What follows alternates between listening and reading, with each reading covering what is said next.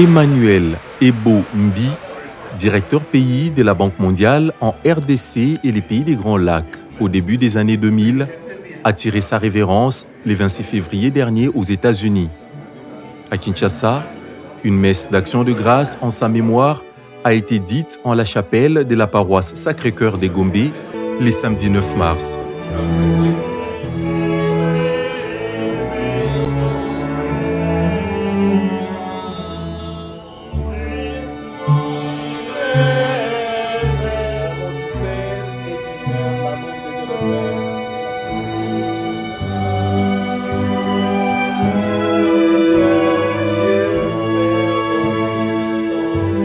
Dans son homélie, le père Kiaka, inspiré par l'histoire de Lazare racontée par l'apôtre Jean, a rappelé à l'assistance que l'essence de la mémoire était un acte d'amour.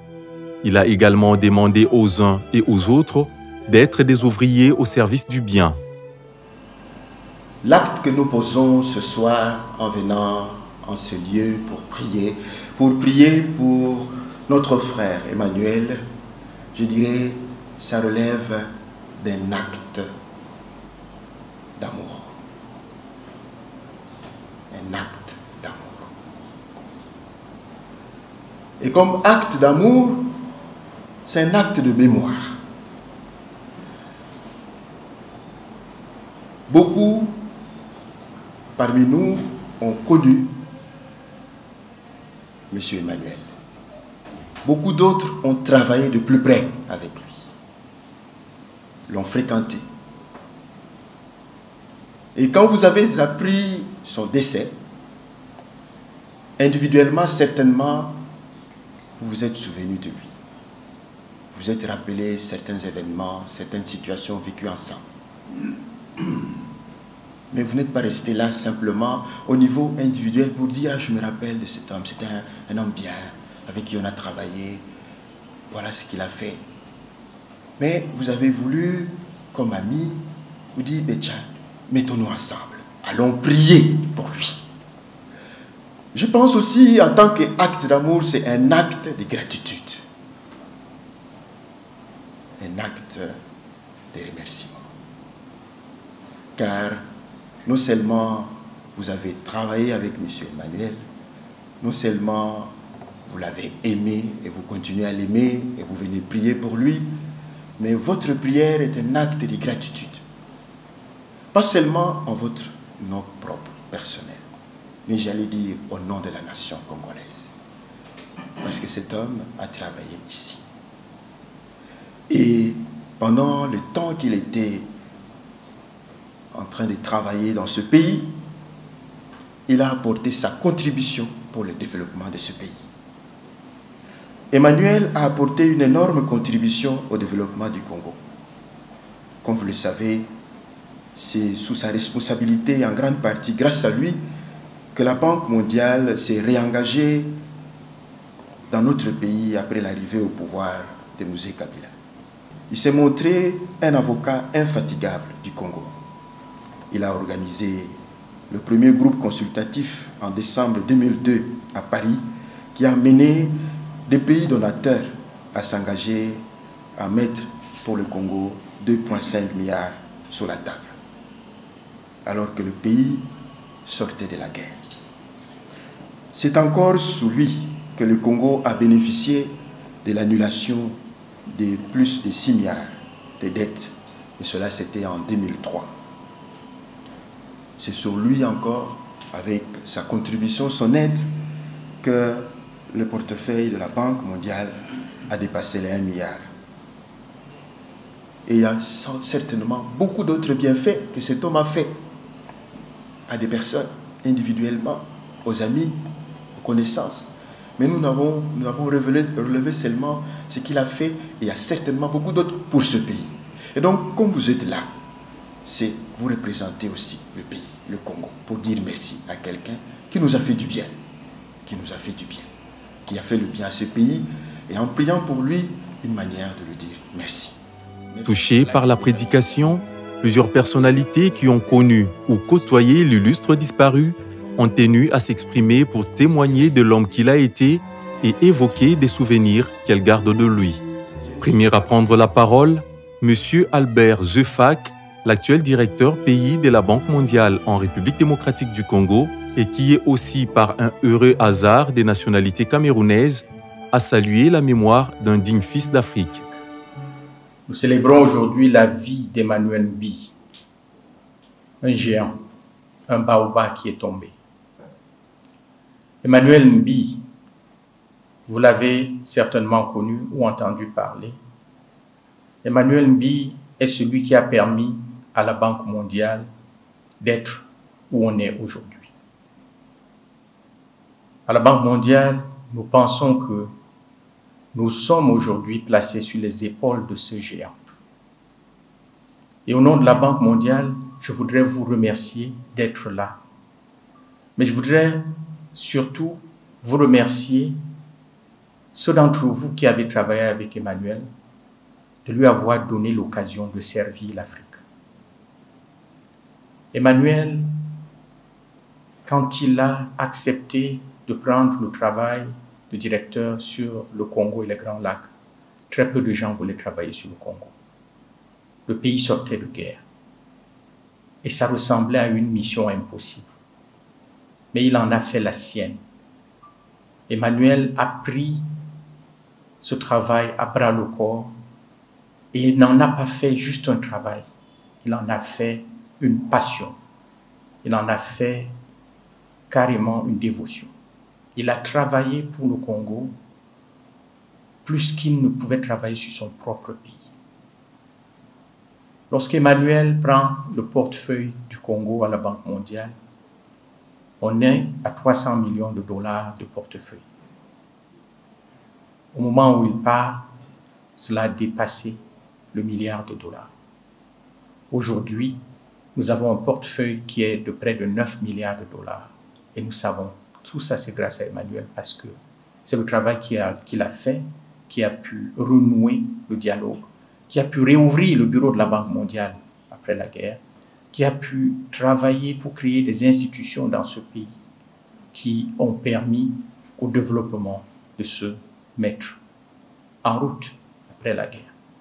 Il a donc passé près de 32 ans à la Banque mondiale, à tous les postes les plus importants, y compris numéro 2, directeur des opérations et de la stratégie de la région Moyen-Orient. Après quoi, il a pris sa retraite de la Banque mondiale pour rejoindre la Banque africaine de développement où il était le premier vice-président jusqu'à sa retraite. Emmanuel a passé une vie au service de l'Afrique.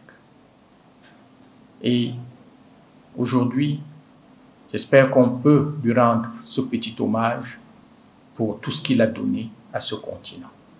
Et en fait, il en a tellement donné qu'il s'est oublié soi-même. Emmanuel s'est sacrifié pour son travail. Emmanuel n'avait pas de vie.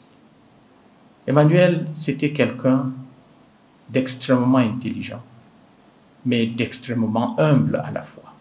Ces deux caractéristiques qui ne vont pas toujours ensemble. Mais Emmanuel combinait les deux. C'était quelqu'un de très stratégique, quelqu'un qui était d'un calme légendaire. Vous tous, vous l'avez connu, c'est quelqu'un qui gardait ce petit sourire sur sa face à toutes les situations et était là pour apporter des solutions. C'était l'homme qui trouvait des solutions au travail, des solutions à vos problèmes quand vous allez le voir pour des conseils. Et il excellait dans cela. Emmanuel a touché la vie de beaucoup de monde. Emmanuel a tellement donné à ce pays, mais aussi à beaucoup d'autres pays où il a travaillé. Et moi, je pense que aujourd'hui, où nous célébrons la vie d'Emmanuel, nous devons tous se remémorer sa passion pour le développement de l'Afrique. Est-ce que Emmanuel serait fier de ce Congo d'aujourd'hui pour lequel il a tant travaillé?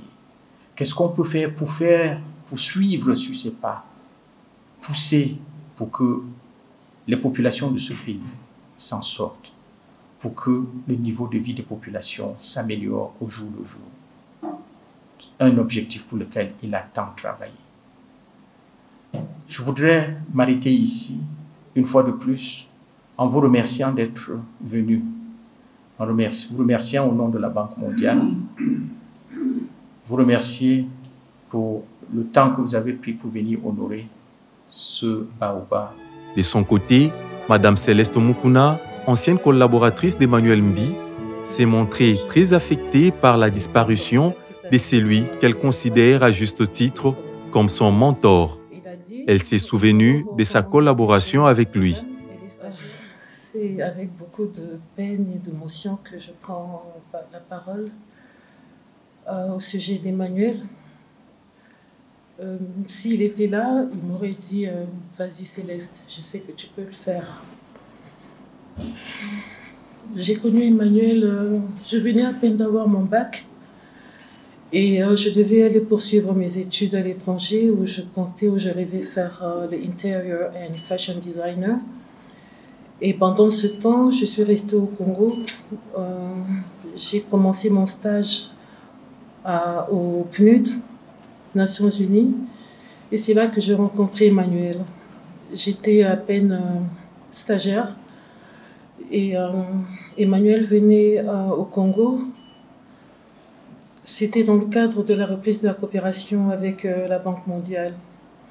Et il vient aux Nations Unies, au PNUD, comme vous le savez bien, le PNUD c'est la plus grande agence du système des Nations Unies. Et c'est de là qu'il s'était épaulé pour demander de l'aide à ce qu'on lui trouve une secrétaire qui pouvait lui être utile dans tous les travaux qu'il entreprenait dans le cadre de la reprise de la coopération. Et ma patronne à l'époque lui a recommandé Céleste, lui a dit nous avons une jeune, à l'époque pour la petite anecdote on m'appelait la mascotte de l'unité économique. Et il a dit nous allons vous recommander cette jeune dame, elle est stagiaire mais elle est très dévouée, elle veut apprendre, elle est très engagée, elle peut vraiment vous servir. Et nous avons travaillé avec Emmanuel, c'est là que je rencontre, c'est sans exagérer, je peux dire que jusqu'à mes jours, je n'ai pas rencontré un homme aussi hard worker. Emmanuel travaillait sans relâche. Il pouvait travailler jusqu'à ce que tous les bâtiments des Nations Unies soient fermés. Il va fermer ses bagages. Il va continuer à l'hôtel intercontinental à l'époque. Pour lui, il devait continuer de travailler. Et moi, toute jeune que j'étais encore, j'avais suffisamment de l'énergie pour l'accompagner jusqu'à 2h, 3h du matin. Et puis continuer de travailler. Le lendemain, il allait continuer avec la même force, la même abnégation. Et arrivé à la fin de la mission, je leur dis, la prochaine fois que vous allez revenir au Zaïre, vous n'allez pas me trouver ici. Parce que moi, mon contrat ici est arrivé à terme. Et ma patronne m'a déjà fait savoir qu'il n'y a plus de budget pour reconduire mon contrat. Et il est parti, il revient 2 fois après et il m'a cherché. Emmanuel m'a cherché. Il a cherché partout. Il a dit, nous avons connu aux Nations Unies une demoiselle qui nous a tellement été utile. Maintenant que nous voulons ouvrir le bureau de la Banque mondiale, nous voulons que ce soit elle qui ouvre ce bureau. Ça ne peut pas être quelqu'un d'autre, ça doit être elle. Il a fait 2 missions au Zaïre, il est reparti, il ne m'a pas retrouvé. Et tellement qu'il m'avait cherché, le message est arrivé à une personne que je ne connais pas qui dit « Mais attendez, peut-être que celle que vous cherchez, elle a des liens sûrement avec Zoé Mukuna. » À l'époque, ma sœur, elle est assistante de l'ambassadeur des États-Unis. Et c'est là qu'ils ont fait le lien, ils m'ont retrouvée. Et ma grande sœur, le soir, elle rentre à la maison, elle me dit « Céleste, on te cherche, la Banque mondiale te cherche pour que tu ouvres le bureau de la Banque mondiale. » Et nous avons travaillé avec Emmanuel sans relâche. J'ai commencé aux plus basses échelles, à la réception. J'ai tout fait.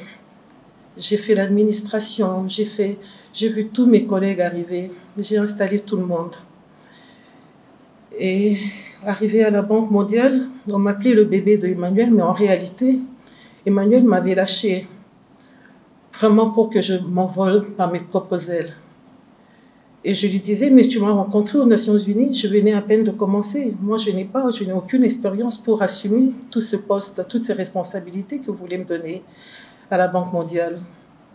Il m'a envoyé à Washington, à Abidjan, à Lomé, à Cotonou, pour renforcer mes capacités, pour faire de moi l'assistante capable de relever le défi à la hauteur et au standard de la Banque mondiale qu'il défendait tant. Et aujourd'hui, je suis peinée parce que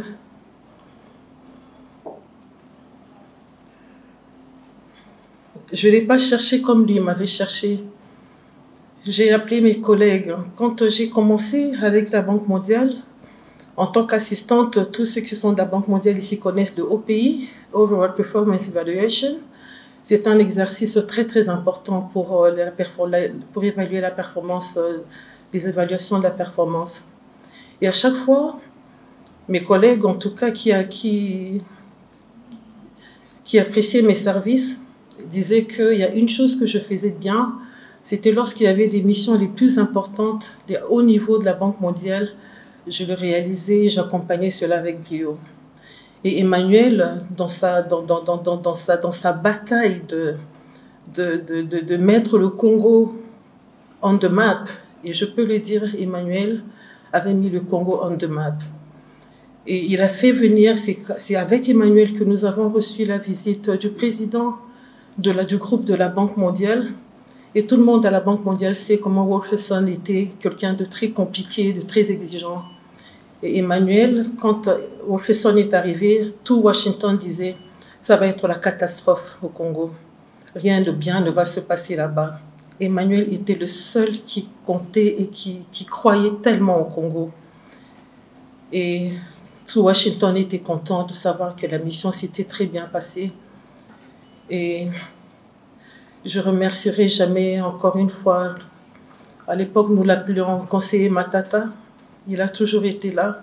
C'est avec lui que nous avons bataillé à plusieurs niveaux. Nous avons accompli beaucoup de choses dans le sens de l'honneur du Congo. Emmanuel, c'était celui qui m'a appris que le Congo méritait sa place. Il me disait toujours, vous, les Congolais, vous ne comprenez pas ce que c'est ce Congo. Vous ne comprenez pas. Vous ne comprenez pas le rôle, la place du Congo dans l'Afrique. Et le Congo, c'était le bébé d'Emmanuel. À Washington, quand on parlait du Congo, on disait que c'est le bébé d'Emmanuel. Il était le seul à batailler dans les conseils d'administration de la Banque mondiale quand il s'agissait de la RDC. Et même lorsque j'ai quitté la Banque mondiale après 10 ans, je m'étais dit, je vais me lancer sur mon propre compte, mais voilà, je ferai ce que mes collègues apprécient en moi, recevoir de grandes délégations de haut niveau. Et quand je l'ai fait, c'est Emmanuel toujours que je voyais. Quand j'ai commencé à concevoir Kémécha dans mon esprit, c'est Emmanuel que je voyais. Emmanuel voyait grand pour le Congo. Il disait toujours, chaque chose que nous devons faire, ça doit être à la hauteur et à la grandeur du Congo. Et je l'ai cherché à ce moment-là. Je voulais qu'Emmanuel vienne, qu'il vienne voir son bébé d'hier. Je voulais qu'Emmanuel vienne. Je voulais qu'il vienne voir ce petit poisson qui a grandi. Et je l'ai cherché. Mais en même temps, je voulais qu'il sache que je boudais parce que quand j'étais dans des difficultés, je ne le voyais pas. Mais il me disait toujours que je sais que tu vas t'en sortir. Céleste, tu veux quitter Congo pour aller au siège. Mais le Congo a besoin de toi, il faut rester là-bas.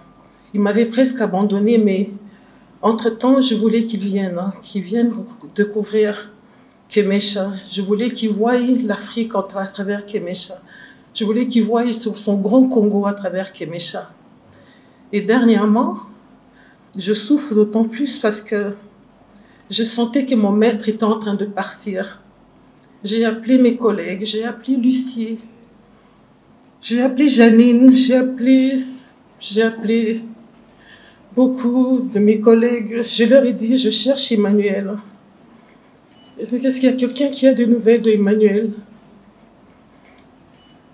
J'ai appelé Marie-Louise Ngos, j'ai appelé eux tous qui sont à Washington. J'ai dit, j'ai besoin de le voir parce que Je ne sais pas qu'est-ce qui se passait. Et j'ai appelé en la fin le président Youma. Je lui ai dit, tu as connu aussi Emmanuel. Est-ce que tu as de ses nouvelles? Il dit, c'est vrai que je n'ai pas de ses nouvelles, mais je vais le chercher pour toi. Et excusez-moi.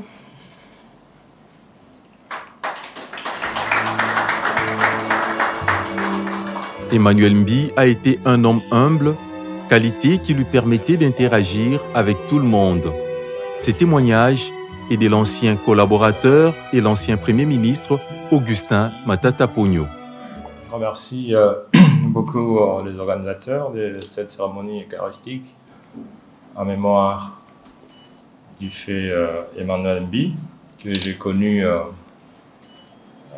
quand j'étais conseiller au ministère des Finances en 2000, et lorsque ce pays voulait reprendre la coopération avec la communauté internationale.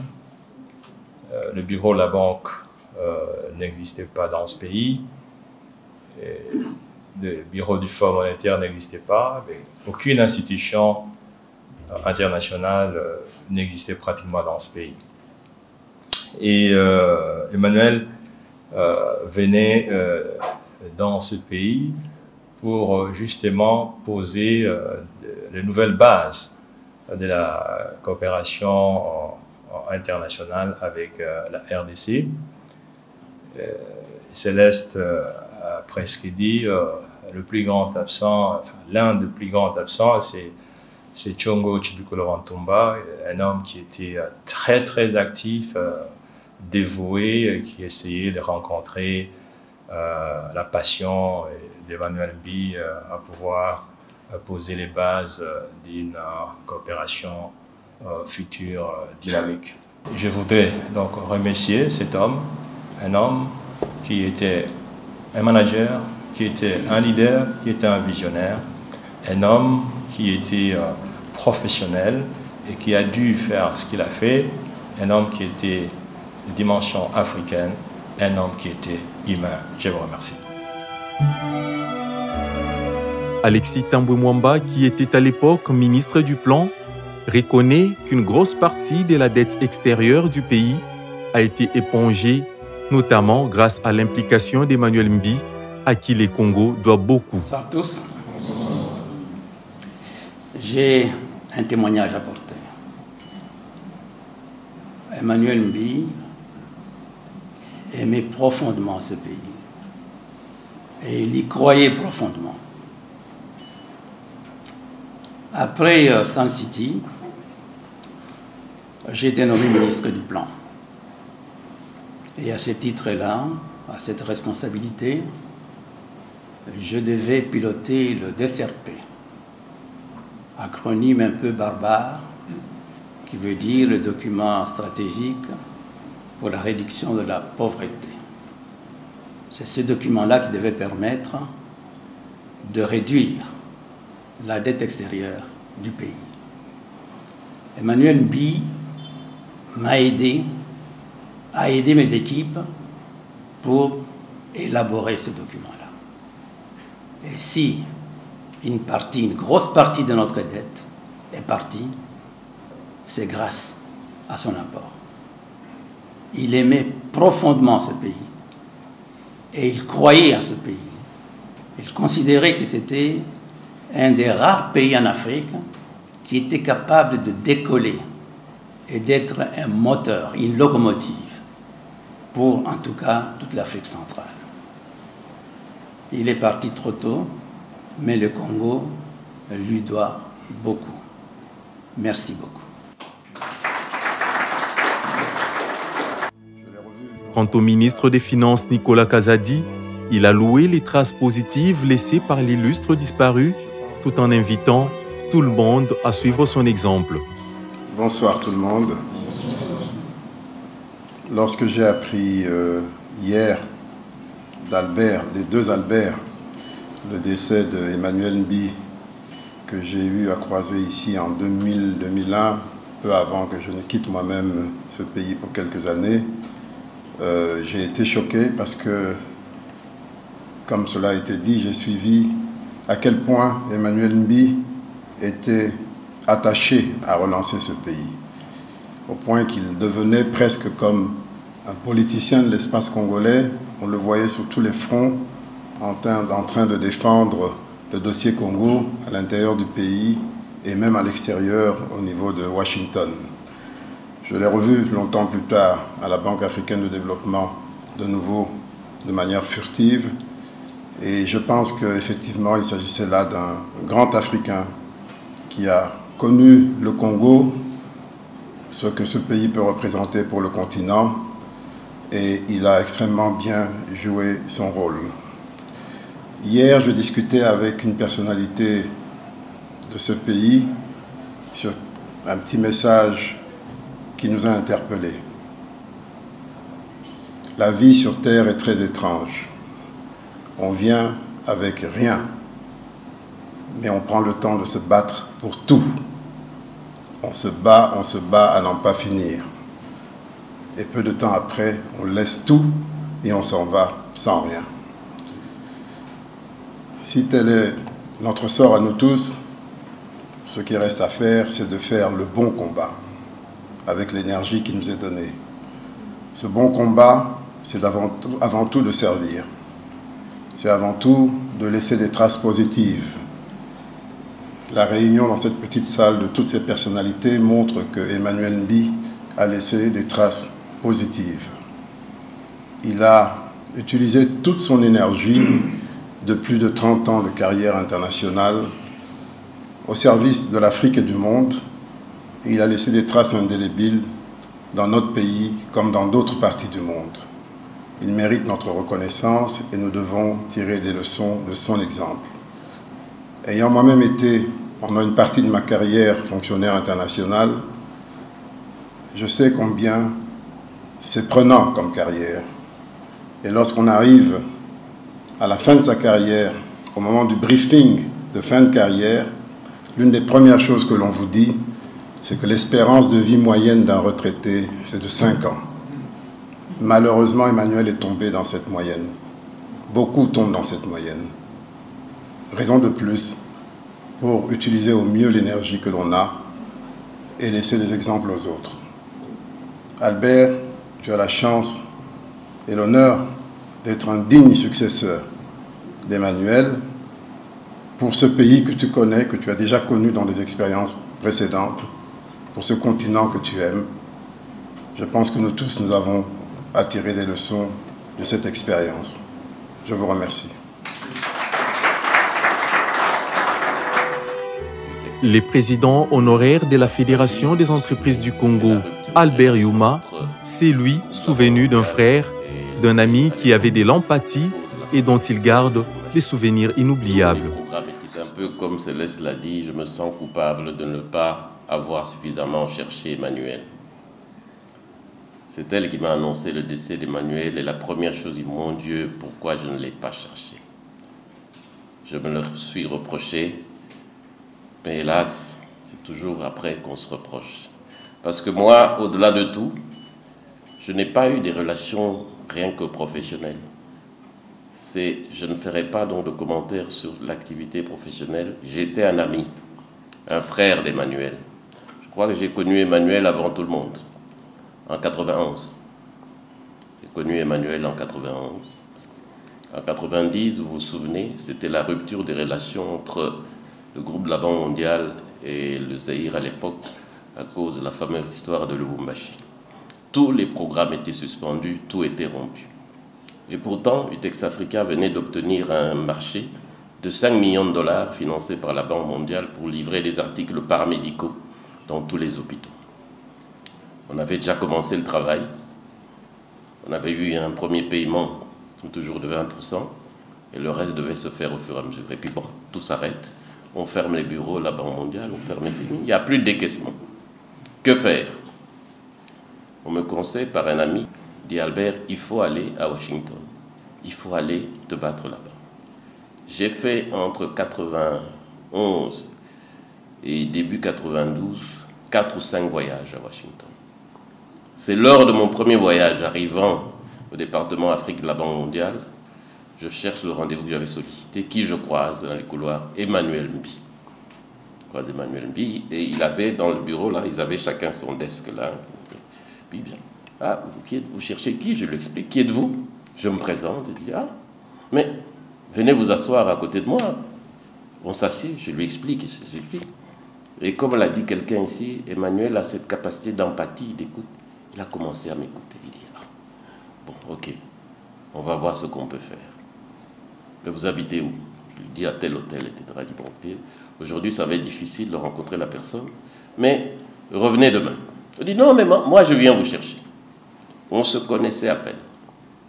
Emmanuel est venu me chercher, et l'anecdote, ce qu'on sort, il me dit, mais vous appelez comment? Et parce que je venais me présenter, il me dit, mais vous appelez bien, vous dites, Yuma. Je dis, venez. Pour ceux qui connaissent Washington, derrière la Banque mondiale, il y a une rue qui s'appelle Yuma Street. Yuma Street. Il m'a amené là-bas, mais vous avez une histoire dans ce pays, donc je dois vous aider. Vous avez certainement des ancêtres qui ont fait quelque chose dans ce pays.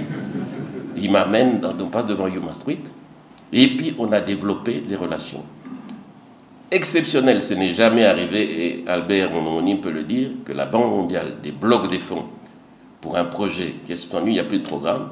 Et Jean-Philippe, je crois que tu t'en souviens, on a dû faire des rapports, etc., des rapports pour justifier qu'est-ce qu'on avait déjà produit, qu'est-ce qu'on avait déjà fabriqué.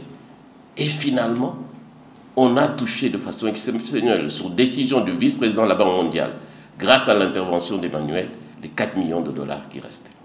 C'est de là que cette amitié a commencé. Et quand il revient, fin 1997-98, 99-2000, la première personne qu'il appelle, c'est Albert. Je suis à Kinshasa. Je vais le prendre. Et je n'avais rien à voir. Je n'étais pas au gouvernement. Je n'étais même pas encore président de la FEC. J'étais président de la commission industrie. Je l'amenais partout. Les réunions à Bruxelles, j'étais dans les réunions à Bruxelles parce que j'étais l'ami d'Emmanuel Mbi. Les conseils d'administration des assemblées annuelles, ils m'invitaient. J'allais parce que j'étais l'ami d'Emmanuel Mbi. Voilà. C'était un ami, c'était un frère. Nous sommes restés liés jusqu'à quand il a eu sa première attaque cardiaque en Égypte, etc. J'ai suivi tout ça. Quand il est allé à Abidjan, mais c'est de là, effectivement, que j'étais un peu distrait, je n'ai pas suivi. Et je le regrette amèrement. Je le regrette amèrement. Vous l'avez tous dit, on a perdu un grand homme, un grand Africain, un visionnaire. Et comme on l'a dit ici, si son exemple pouvait servir, conserve notre pays, comme lui qui était Camerounais l'a servi, avec toutes ses ambitions pour la grandeur. Il ne voyait le Congo que grand, très grand. On va changer les choses. Servons le pays d'abord. Le ministre des Finances vient de le dire. On vient avec rien. On se bat pour tout. On laisse tout, on part avec rien. Battons-nous pour un grand Congo, à l'exemple de ce qu'Emmanuel a fait. Je vous remercie.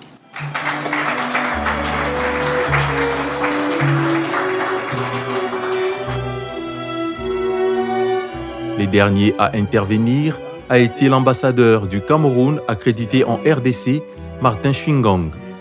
Plutôt que de faire un témoignage sur Emmanuel Mbi, il a remercié les Congos pour sa reconnaissance envers un fils du Cameroun.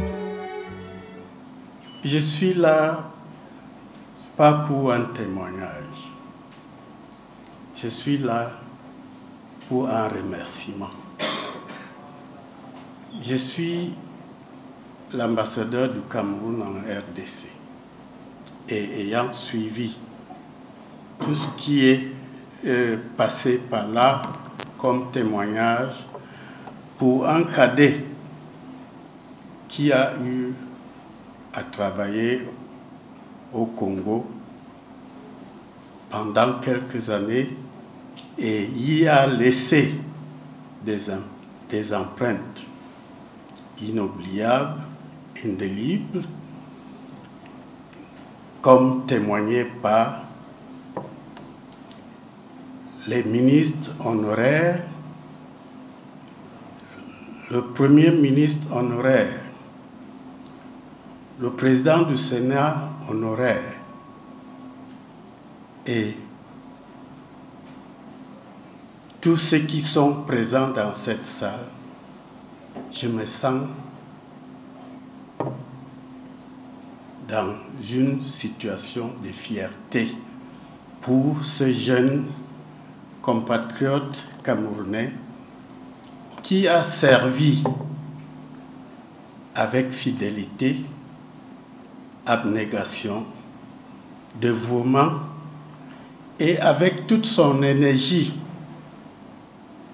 pour un pays frère et dont la mémoire nous rassemble ici ce soir.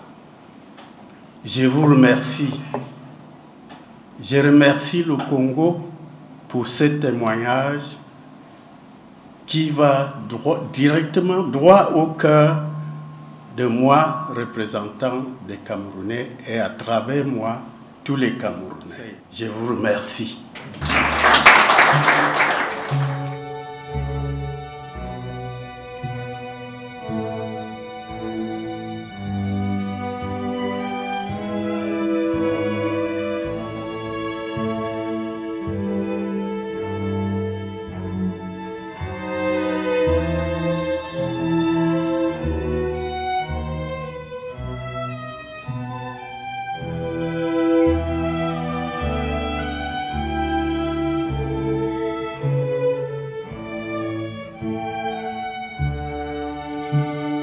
Après la messe, les participants se sont rendus à l'espace Kémécha pour un bain de consolation.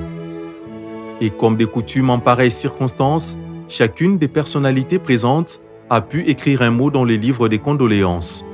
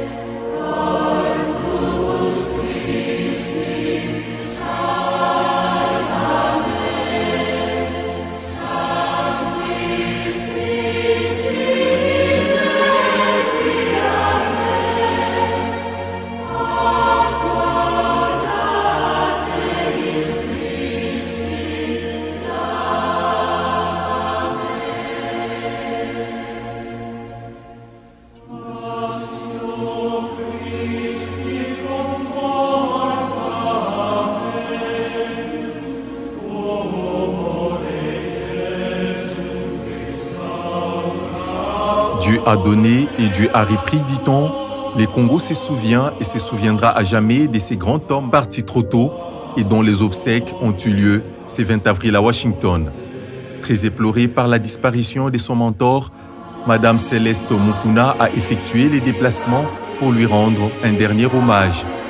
En marge de ses obsèques, la Banque mondiale inaugurera une salle en l'honneur d'Emmanuel Mbi en son siège à Washington en reconnaissance du travail accompli durant ses 32 ans de carrière au sein de l'institution.